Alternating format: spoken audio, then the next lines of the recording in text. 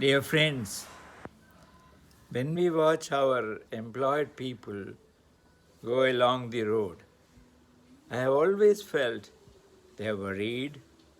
They go with a furrowed forehead, grimaced face, because the house is on housing loan, the car is on vehicle loan, the education of their elder children in colleges are on educational loan. So whatever salary they get, they cannot take even a leave because that much reduction will come in their pay scale. So whatever they get, they need to pay back the EMIs, they need to pay all the bills, they need to settle the accounts in the provision store to the milkman, pay all other bills, pay for the insurance for both life and medical, meet the hospital expenses, and when everything is met, they are in debt. They are in perpetual debt. So none of them is happy. When they buy a car without understanding that buying a car involves a lot of expenditure, fuel, maintenance, repair, but they still buy. They make a big house, spending lakhs and lakhs, and then they have to do the maintenance of the house, both of which involve quite a bit of expenditure. I have read the rich people, when they spend 50 rupees on anything, they save 50 rupees. Here, there is only spending, there is only borrowing, and when there is only borrowing, our debt increases. Is there no way out? Robert Kiyosaki, who has given guidelines as to how to get rid of your financial problems, give us some solutions or some insight into this issue.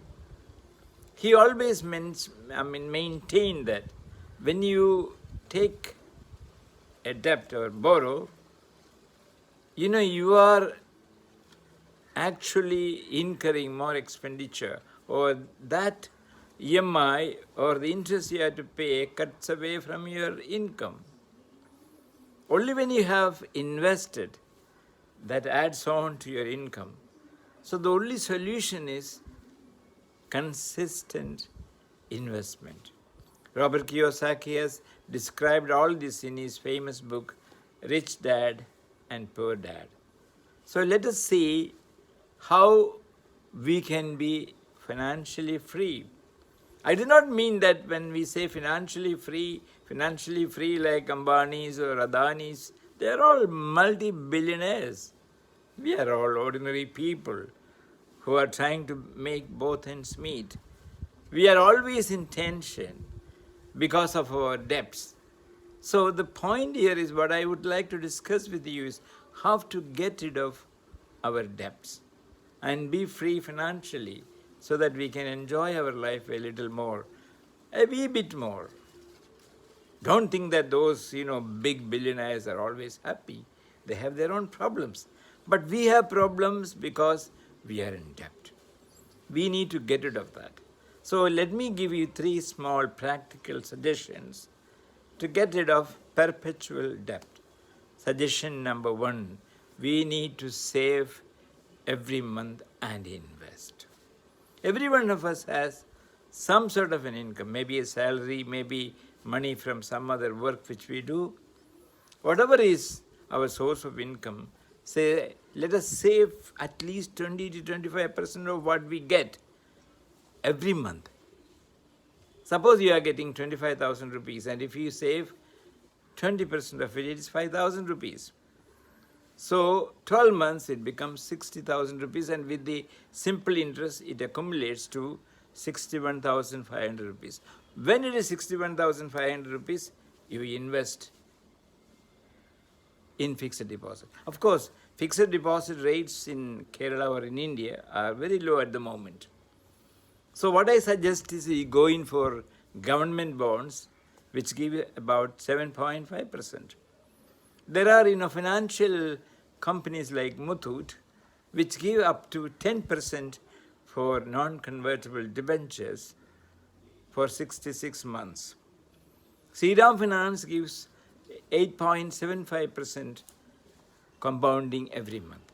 Now let us take the mean, 8.75% compounding a month, and that means your, let's say, deposit will double in 8 years' time. So suppose you deposit 61,500 rupees, as we have already seen, into a fixed deposit with one of these financial institutions. After 8 years, it doubles in 8 years. You see, in order to know how many years it will take to double, you divide 72 by the interest percent. So after 8 years, this 61,500 becomes 1,23,000. After another 8 years, it becomes 2,46,000 rupees. In another 8 years, that is, 24 years, it becomes, it goes on doubling.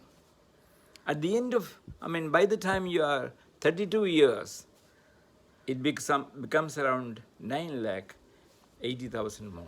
So the investment you made has grown to more than 9 lakh. And of course, you have been investing for all these years, 31 years, only 1 year we have considered. So all these investments will be accruing much more, becoming bigger amounts. So if we add up all this, I have been adding up all these amounts, and I find that at the end of 24 years, this monthly saving of 5,000 years will accrue to 1 crore 3 lakh. That means in about 24 years, by the time you are, say, 57 years, it becomes 1 crore 3 lakh. Suppose you are able to save 10,000 rupees a month, and in the same process which we described, that becomes 2 crore 6 lakh rupees. And with your, you will be retiring by the time 58 or 60. So if you add up your retirement benefits, you're already a crorepati. But the point is, many of you say, well, we cannot save that much. We cannot save anything. We are always in debt. Even, by what we get, if we spend for the household and other expenditures, we find it is not sufficient. So point number 2, reduce your expenditure. Reducing your expenditure, you may think that, is that possible? Yes, of course. You can reduce, or you can, let's say you can get rid of smoking, as harmful to your health. You can get rid of coffee and tea, which is also not good. Get rid of all snacks from outside the house, which is not needed in any way. It will, improve your health. You need not, hire an auto rickshaw. You can walk, by which you are improving your health again. Another thing is, reduce your expenditure on festival days. In these, in India especially, people spend a lot of money on festival. There will be a lot of people in the house, and they borrow, they make, a big feast. There's no need for that. When there are guests, let them share what is in the house. Or when guests come on other days, you need not spend too much money. They will be happy to share what you are making. And avoid a servant. We, myself and my wife, even though we can afford definitely a servant, we do not do that. We do the daily course, because a servant costs around 20,000 rupees a day, a month. And with their food expenses, around 25 to 30,000 rupees we have to earmark. It is not the money, but then we do it ourselves so that we become healthier, we become engaged. Now, all of you, do away with a servant and do the, family, household works by yourself.